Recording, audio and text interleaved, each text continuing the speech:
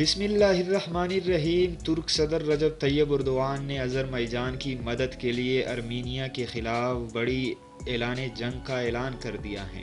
آذربائیجان نے اگر مدد مانگی تو اپنی فوج بھیجنے میں بالکل ہچکچاہٹ کا مظاہرہ نہیں کریں گے۔ ترکی کا دبنگ اعلان۔ ترکی نے کہا ہے کہ اگر آذربائیجان نے درخواست دی تو وہ اس کی مدد کے لیے اپنی فوج بھیجنے میں بالکل بھی ہچکچاہٹ کا مظاہرہ نہیں کریں گے۔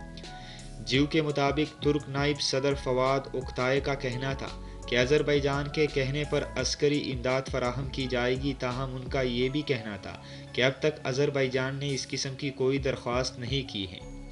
فواد اوکتائے نے آذربائیجان اور ارمینیا کے درمیان ناگورنو کاراباخ کے علاقے پر جاری تنازع کے خاتمے کے لیے فرانس، امریکہ اور روس کی سربراہی میں تشکیل کردہ group organization for security and cooperation in Europe پر تنقید کرتے ہوئے کہا کہ یہ ممالک تنازع کا حل نہیں چاہتے اور ارمینیا کی سیاسی اور عسکری طور پر مدد کر رہے ہیں۔ دوسری جانب ارمینیا کو تمام ممالک کی مدد کے باوجود آذربائیجان نے ارمینیا کو بدترین شکست سے دوچار کیا ہے۔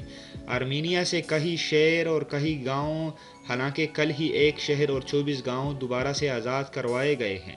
آذربائیجان نے ارمینیا سے کافی علاقے پر قبضہ کر لیا ہے اور ارمینیا کو بدترین شکست کا سامنا ہے۔